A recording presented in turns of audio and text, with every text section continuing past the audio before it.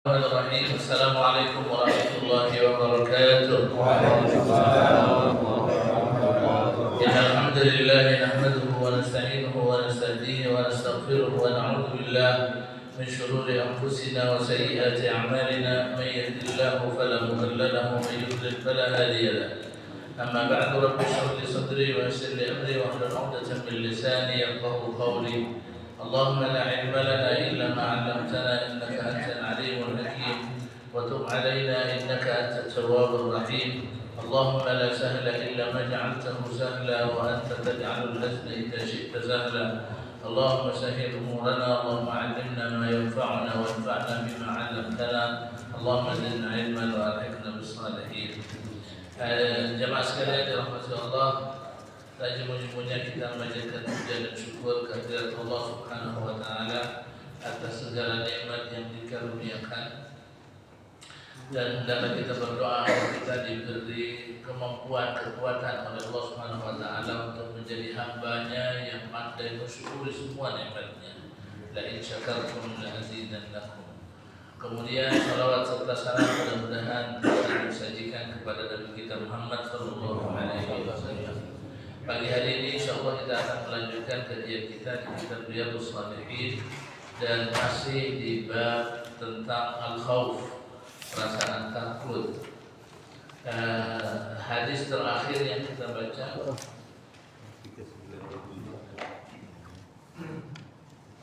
tiga.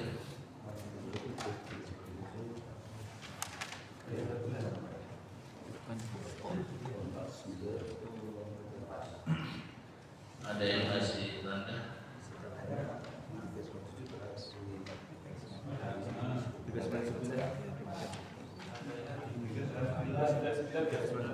Ini sudah atau belum? 399 belum, terakhir 397 hingga 98. Halaman kalau yang lama 248. Hadisnya siapa? Samurah ibn Jundab. 439.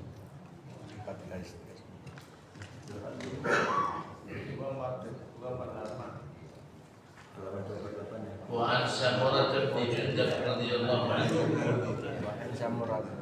Ya.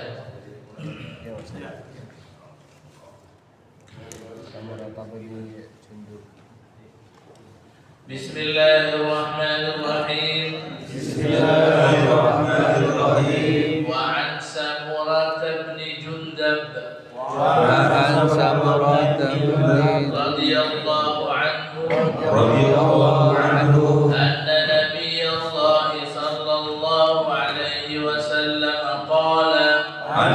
Nabiyullah sallallahu alaihi wasallam qala minhum man ta'khudhuhu an-nar ila ka'bayhi wa minhum man ta'khudhuhu ila rukbatayhi wa minhum man ta'khudhuhu ila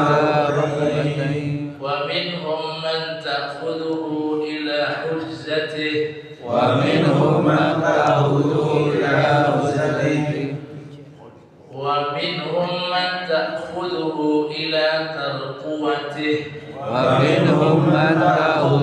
ila tarquwatihi rawahu Muslim.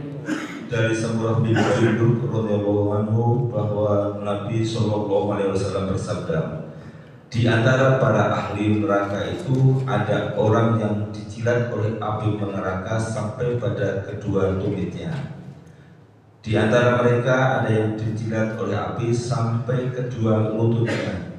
Ada juga yang sampai terdapat ikat pinggangnya, dan ada pula yang sampai di tulang lehernya. Hadis riwayat Muslim.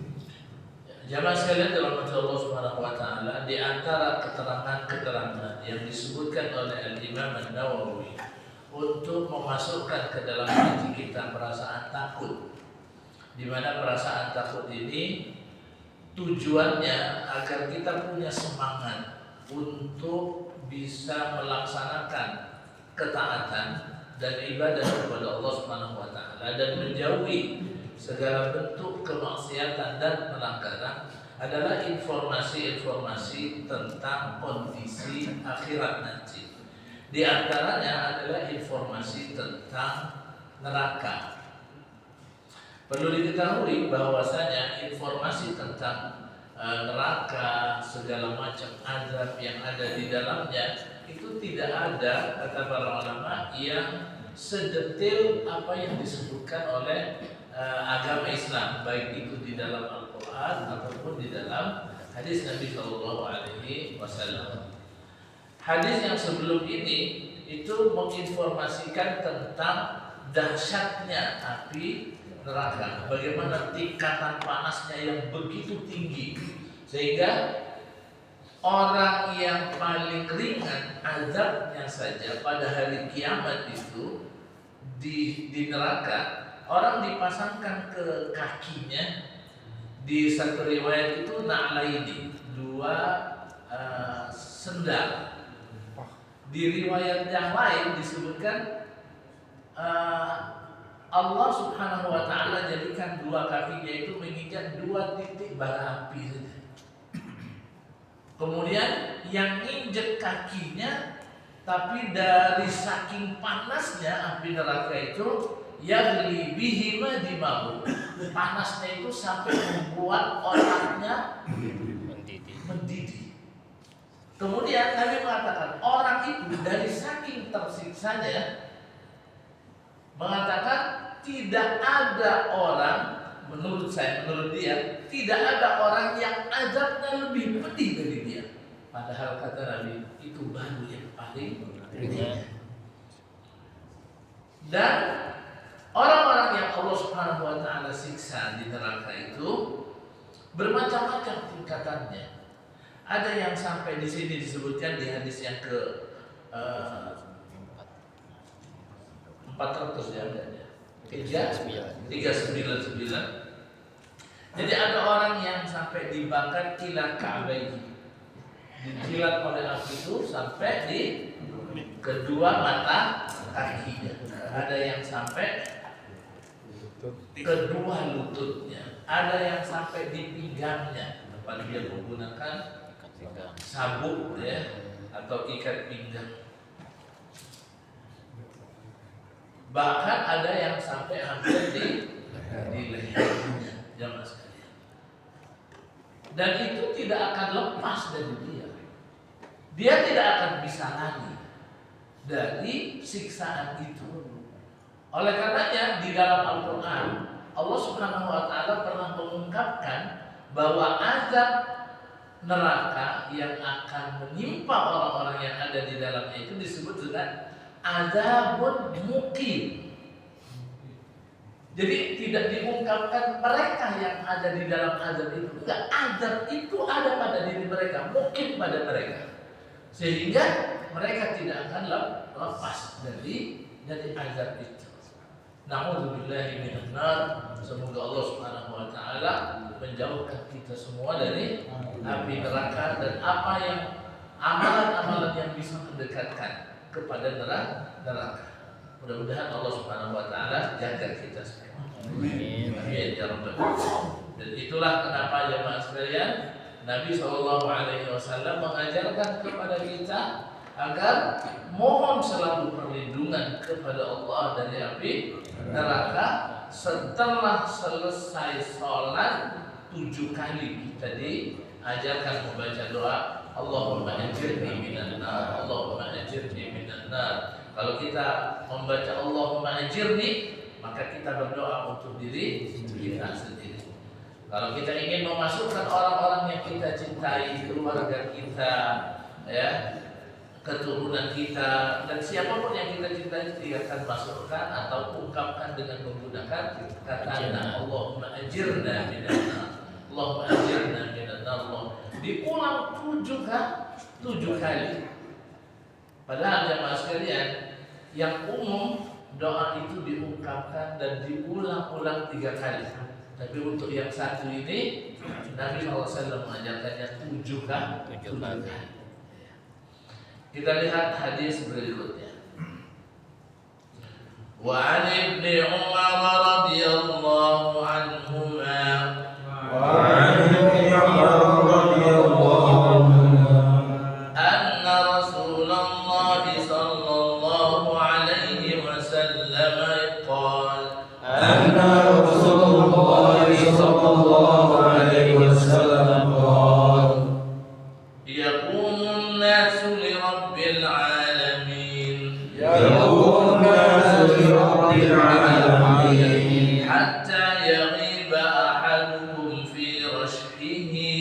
إلى أنصاف أذنيه حتى يميل أحدهم برأسه إلى أنصاف أذنيه متفق عليه متفق عليه والرشح العرق.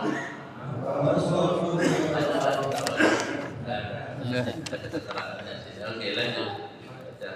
Dari Ibnu Umar radhiyallahu anhu bahwa Rasulullah sallallahu alaihi wasallam bersabda, "Dikala manusia berdiri menunggu panggilan Roh semesta alam, ada salah seorang di antara mereka yang terbenam dalam keringatnya sampai pada kedua daun telinganya." Muttafaqun alaih, Bukhari dan Muslim.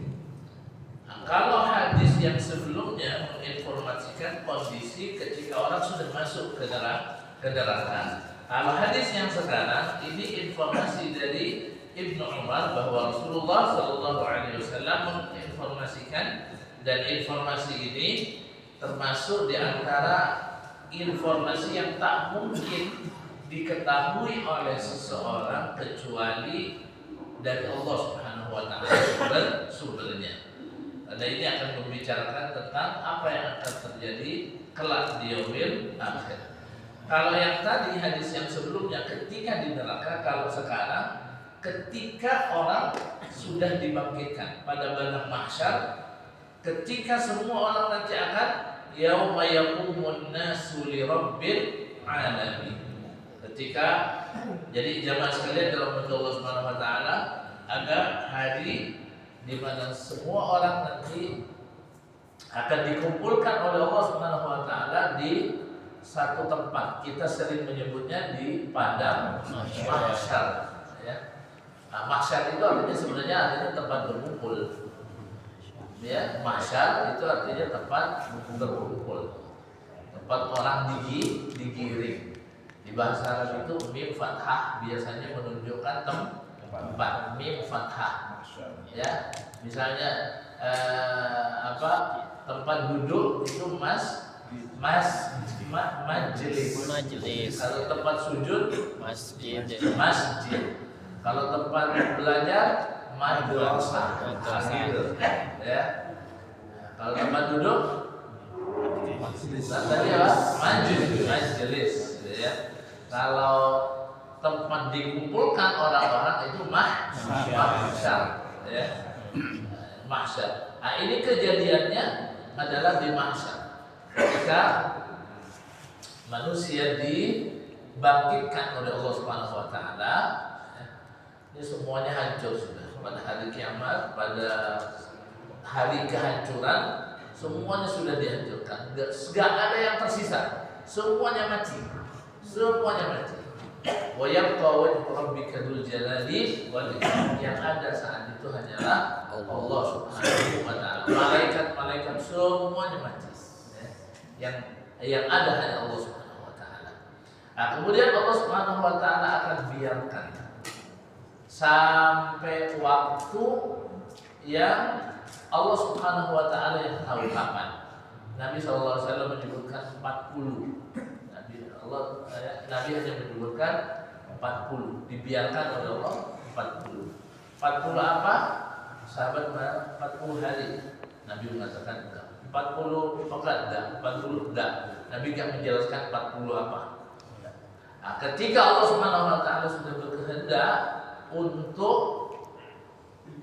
membangkitkan mereka semuanya, maka Allah turunkan air hujan, kemudian semuanya akan tumbuh lagi kayak pohonan, ya, kayak tumbuhan, ya mas kan, tumbuh lagi. Orang manusia itu, tapi kelihatan saja.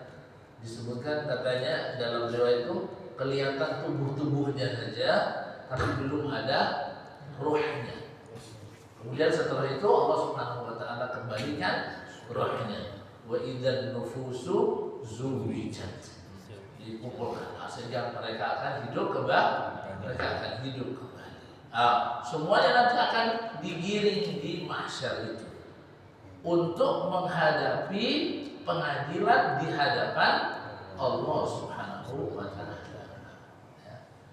Jangka waktunya lama, menunggunya, suasananya secara umum tidak nyaman banget, ya. Kemudian matahari saat itu didekatkan oleh Allah SWT. Maka disebutkan di sini orang itu akan berdiri menunggu pengadilan Allah Subhanahu wa taala. Dari saking banyaknya keringat mereka sampai ada orang. Ini informasi tentang sebahagian orang. Ada orang yang dia itu terbenam di telinga, terbenam dengan keringatnya sampai pada nisfi udhunaihi, separuh dari telinganya. Jadi benar-benar sudah tenggelam banget ya Mas. Jadi separuh telinganya sudah, dan itu terjadi secara pribadi. Semuanya ini sesuatu yang kita tidak mampu untuk menggambarkan. Kita hanya diperintahkan untuk beriman, dan wa ma dzalika 'ala Allahi bi'aziz. Itu bukan merupakan sesuatu yang sulit bagi Allah Subhanahu wa taala. Itu urusan Allah, urusan akhirat, urusan Allah. Kita nggak mampu untuk. Di informasi yang lain jemaah sekalian, nanti kita akan lihat di hadis, ada hadis sesudahnya dan hadis sesudahnya lagi, jadi lompat dua. Yang dari Al-Miqdad radhiyallahu anhu, ini ada hubungannya. Ya. Coba kita baca. Wa 'anil Miqdad radhiyallahu anhu qala وعن المقداد رضي الله عنه سمعت رسول الله صلى الله عليه وسلم يقول سمعت رسول الله صلى الله عليه وسلم يقول. Jadi lompat dulu ya Mas ya. Lompat dua hadis ya. 402. Jadi 402.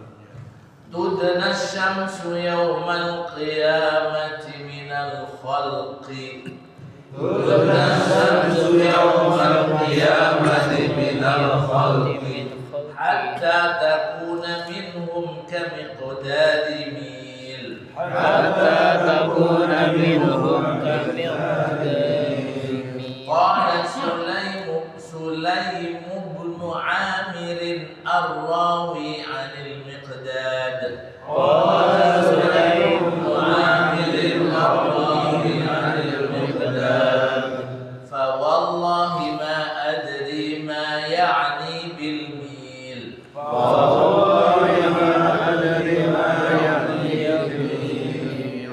أمسافة الأرض أم الميل الذي تكتحل به العين أم الميل الذي تحمل بالعين. فيكون الناس على قدر أعمالهم في العرق ويكون الناس على قدر أعمالهم في العرق. فمنهم من يكون إلى كعبيه ومنهم من ومنهم من يكون إلى ركبتيه ومنهم من يكون ومنهم من يكون إلى حقويه ومنهم من يكون ومنهم من يلجمه العرق إلجاما ومنهم من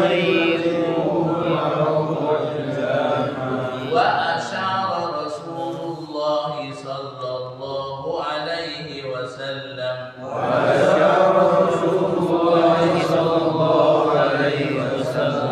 بيده إلى فيه رواه مسلم.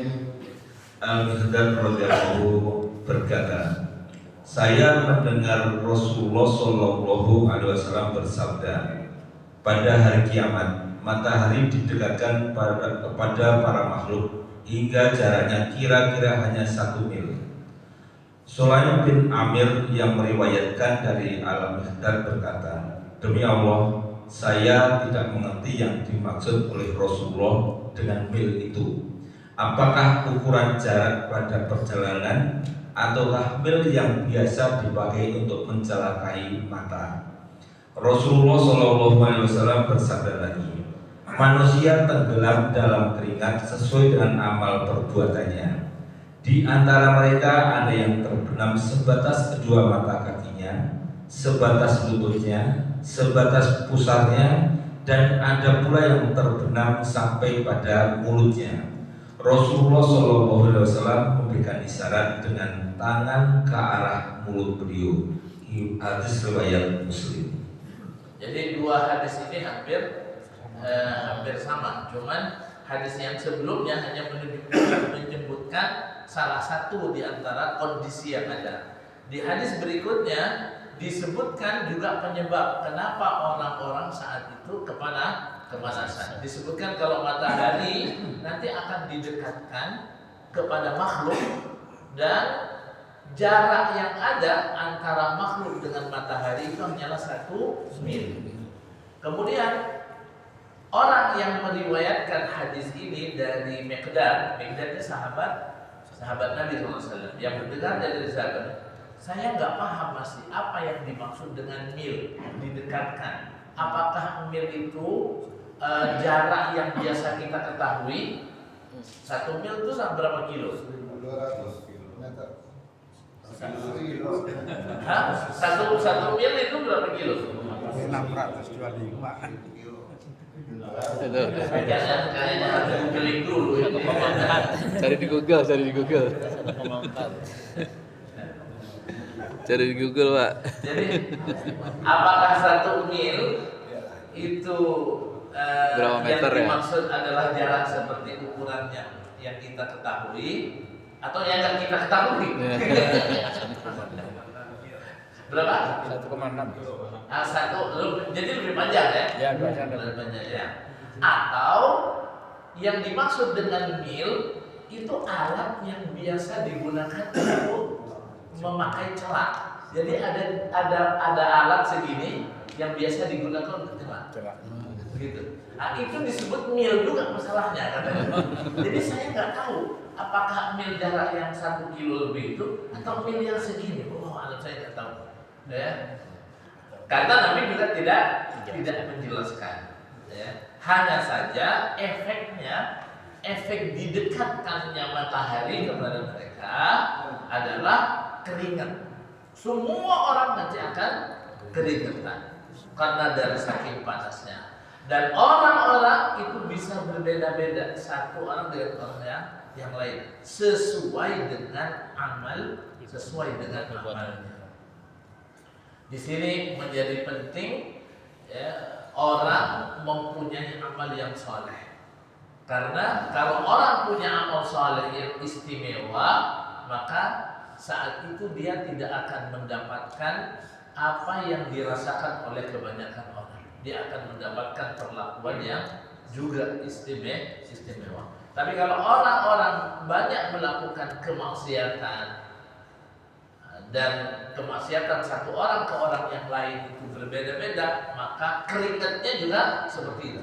Ada yang keringatnya sampai ke mata kakinya, ada yang sampai di lututnya, ada yang sampai di pinggangnya, ada yang dia tenggelam di keringatnya sambil Nabi SAW menunjuk ke mulut beliau yang mulia sampai segini. Ya. Bahkan riwayat yang sebelumnya lebih tinggi lagi karena sampai separuh dari telinga. Kita nggak bisa membayangkan gimana. Sebahagian ulama ada yang mengatakan bahwa orang itu nanti akan seperti ambles jemaah sekalian dari banyaknya keringatnya, dia ambles ke bawah. Berarti kalau yang sampai ke mata kaki sampai ke lututnya dia lebih dalam lagi. Dan setiap orang akan merasa tersiksa dengan itu. Wallahu a'lam. Kita nggak bisa membayangkan, kita cuman yakin kalau semua itu bukan sesuatu yang sulit bagi Allah Subhanahu wa Ta'ala. Informasi ini disampaikan tentunya oleh Nabi SAW, tujuannya agar orang bisa punya motor yang bisa mendorong dia untuk jadi semangat untuk melakukan amal soleh, dan punya rem yang pakem agar tidak melakukan kemaksiatan, karena hanya amal saja nanti yang akan bisa menjadikan orang selamat. Kan di hadis beberapa waktu yang lalu mungkin orang-orang yang punya amal soleh dan amal solehnya spesial, maka saat ini di kala itu juga akan mendapatkan perlakuan spesial. Disebutkan oleh Nabi ada 7 golongan yang nanti yudhilluhullahu fi dhillihi yawma la dhilla illa dhilluh, yang akan mendapatkan naungan dari Allah pada hari di mana tidak ada naungan saat itu kecuali naungan Allah di saat itu. Pertama kali disebutkan al-imamul adil, imam atau pemimpin yang adil. Ini pertama kali disebut. Karena ini istimewa. Pemimpin adil itu istimewa. Kenapa disebutkan duluan? Karena kalau mereka itu pemimpin itu bisa melakukan keadilan, maka efek kebaikan dari keadilan itu bukan hanya untuk dirinya. Efek keadilan pemimpin itu kalau adil yang sejahtera rakyatnya jelas sekali. Kalau rakyatnya mengeluh itu berarti ada masalah. Itulah kenapa ditaruh pertama kali, disebutkan pertama kali, bukan amalan-amalan yang lain. Dan kenapa kok dia istimewa? Karena gini, orang yang diberi oleh Allah Subhanahu wa taala kekuasaan, dia bisa melakukan apa saja. Tahu dia semuanya, tentara dia punya, perangkat ini dia punya, dia melakukan apa saja gampang. Tapi kalau ada pemimpin kemudian punya kekuasaan yang luar biasa, tapi ternyata kok dia masih bisa adil, dia tidak memikirkan dirinya, kelompoknya, ini istimewa. Karena orang-orang yang ahli dalam urusan seperti ini, orang-orang barat yang mengatakan bahwa orang yang mendapatkan kekuasaan itu biasanya cenderung korup. Dan tambah besar kekuasaan yang dimiliki, tambah besar korupnya. Nah, kalau ada pemimpin yang punya kekuasaan seperti itu, kok bisa adil? Nah, ini berarti istimewa. Makanya al-jazā'u min jinsil amal. Balasan itu biasanya sejenis dengan amal. Karena amalnya istimewa, maka Allah berikan keistimewaan buat dia. Nanti dikumpulkan tuh jemaah sekalian. Fulan pemimpin yang adil, fulan, kamu ke sana. Di situ ada nama. Dia tidak akan merasakan panas. Tapi kita nggak bisa jemaah sekalian, nggak semuanya orang punya kesempatan untuk jadi pemimpin. Tapi ada kelompok kedua yang disebutkan oleh Nabi SAW. Misalnya, rajulun qalbuhu mu'allaqun bil masajid. Orang yang hatinya selalu terpaut dengan masjid. Disebutkan masjid, bukan satu masjid, tapi masjid. Ya, ada orang yang terpaut sama satu masjid, jadi maunya ke masjid itu doangnya masjid. Ya, nggak ini Nabi bilang rajulun satu orang, tapi qalbuhu mu'allaqun bil masajid, dengan masjid. Dia ada liburan, ada di kompleknya, ada azan, datang dia. Ya. Dia kerja di pasar, ada anak di masjid pasar, datang di masjid pasar. Di tempat dia, di mana saja jemaah sekalian. Ada. Emang ada Ustaz orang seperti itu? Ada jemaah sekalian. Saya pernah mendengar sebelumnya, pernah mendengar almarhum Ustaz Arifin Ilham. Jadi saya menceritakannya karena ini kebaikan dan orangnya sudah tidak ada. Ya, saya hanya mendengar saja dari teman-teman yang tinggal di daerah Depok. Dia mengatakan Ustaz Arifin itu kalau dia mendengar azan, kemudian dia ada di jalanan, dia akan berhenti di masjid yang paling dekat. Di mana? Ya sudah selesai, saya bilang, Masya Allah, saya bilang. Dan ternyata saya pernah ketemu jemaah sekalian di Masjid Al-Wiqayah yang masih lama. Dulu kan jalan ke Masjid Al-Wiqayah. Saya pernah ketemu di situ jemaah sekalian dengan rombongannya. Jadi dia berhenti di situ untuk melakukan sholat berjamaah. Barangkali, ya. Akhirnya saya mendapatkan pembenaran terhadap informasi yang saya dengar. Nah, bisa jadi ini salah satu di antara contoh orang-orang yang qalbuhu mu'allaqun bil masajid. Urusannya tentunya urusan sholat dan lain semacamnya ya. Bukan karena dia dikasih dikasih tugas untuk bagian pemeliharaan. Setiap kali datang pokoknya kalau dulu mau anda bil masjid apa mesti rusak proyek gitu. artinya terlalu dengan masjid dalam urusan lah. Kenapa kok ini istimewa? Dia istimewa disebabkan karena orang zaman sekarang qalbu itu mu'allaqun bukan dengan masjid, bukan dengan ibadah, tapi qalbuhu mu'allaqun dengan hobi. Ya. Orang kalau ada ajakan untuk melakukan hobinya itu nyambernya cepat, gitu kan. Beda dengan ajakan ketika ada azan, gak nyamber cepat, ya kan? Jadi nyambernya kalau urusan hobi, urusan harus macam-macam, ya. Dan itu biasanya bukan macam-macam hobinya. Ya. Sementara kalau ada ajakan untuk datang sholat berjamaah dan lain semacamnya, kadang-kadang makanya ini istimewa.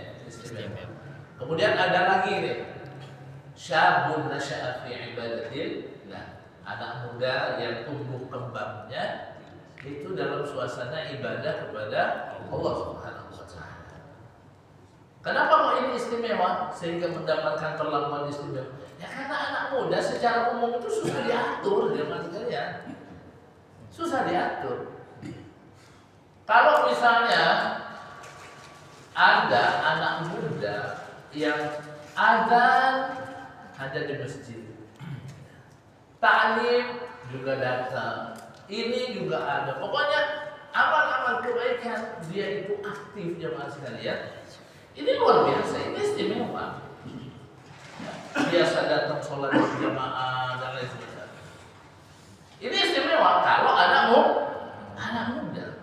Loh kalau yang tua Ustaz, memang harusnya. Ya, udah tua datang juga jemaah. Kalau tua maka istimewa memang sudah seharusnya. Jadi kalau anak muda itu ya. Jadi akan ada orang-orang yang modelnya semacam itu ya. Mudah-mudahan Allah Subhanahu wa taala ya jadikan kita orang-orang yang bisa jamaah sekalian memautkan hati kita itu dengan masjid. Ya. Kita baca salawat dulu. Mudah-mudahan nanti supaya kalau ada infak yang bisa di ini. Allahumma sholli ala sayyidina Muhammadin tibbil qulubi wa dawaiha wa afiyatil abdani wa sifaiha wa nuril abzani wa diyaiha wa alihi wa sahbihi wa sallim.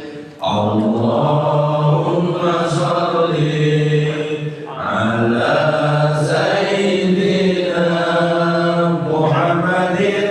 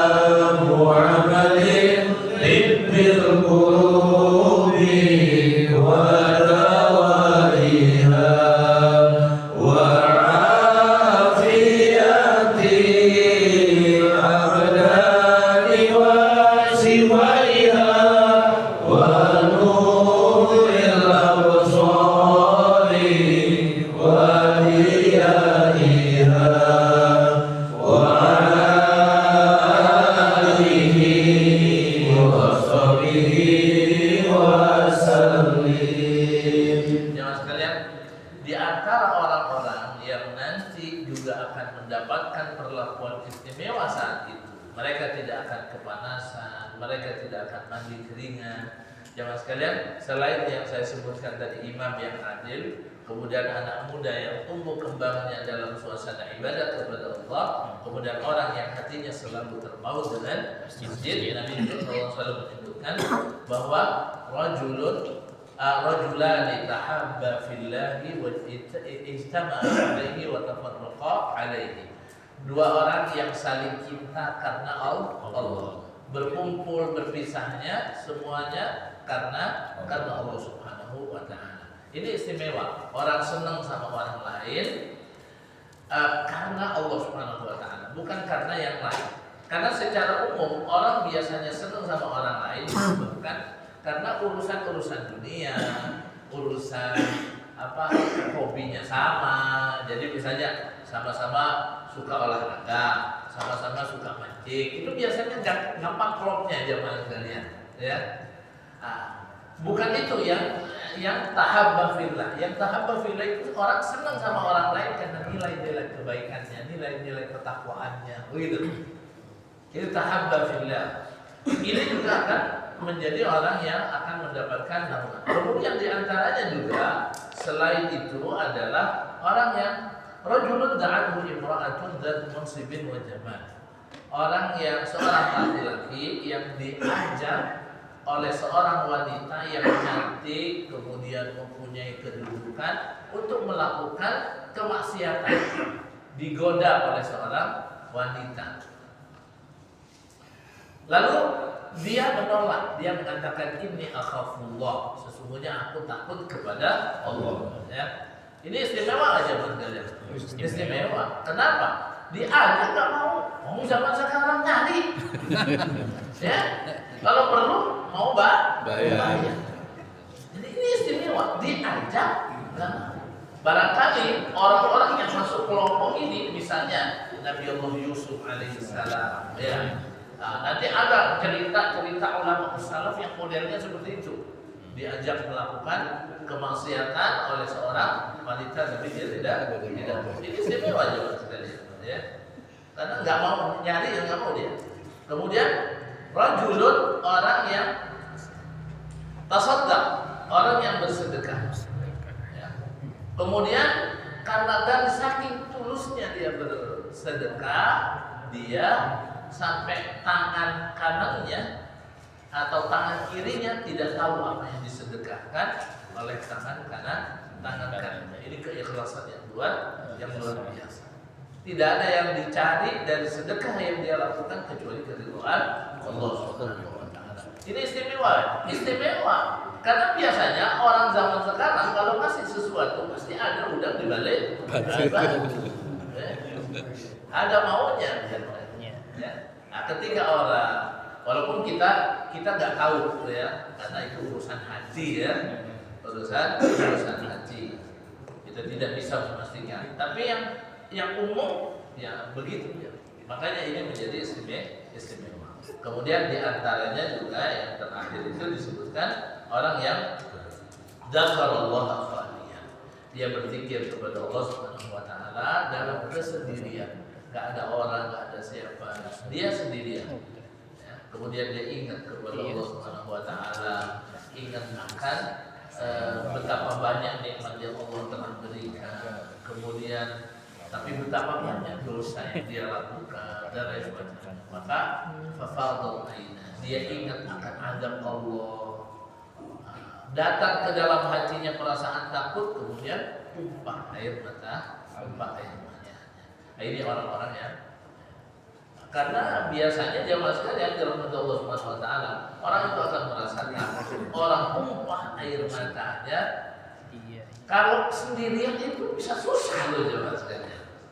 Coba kalau bareng-bareng, kenapa nangis? Simpel, dengar nangis juga.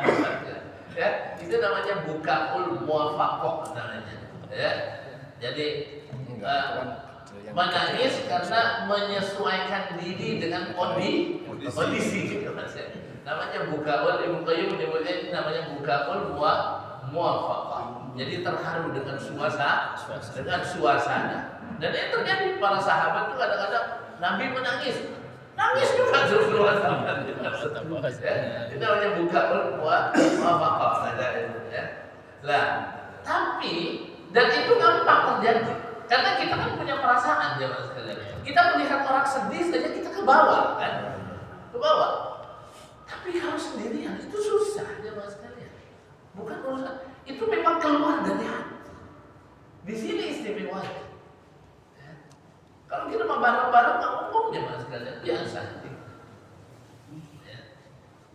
Nah, ini dia mudah-mudahan ya Allah Subhanahu Wa Taala memberikan taufik hidayah kepada kita semua sehingga kita bisa melakukan amalan-amalan yang istimewa dan kita mendapatkan balasan dan perlakuan yang istimewa juga kelak di yaumil akhir. Allah berikan naungan kepada kita di hari di mana tidak ada naungan saat itu kecuali naungan Allah Subhanahu Wa Taala. Saya kira cukup sampai di sini.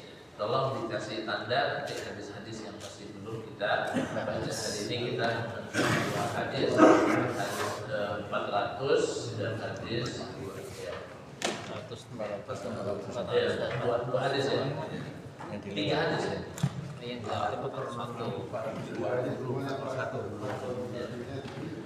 Saya kira cukup. Silakan.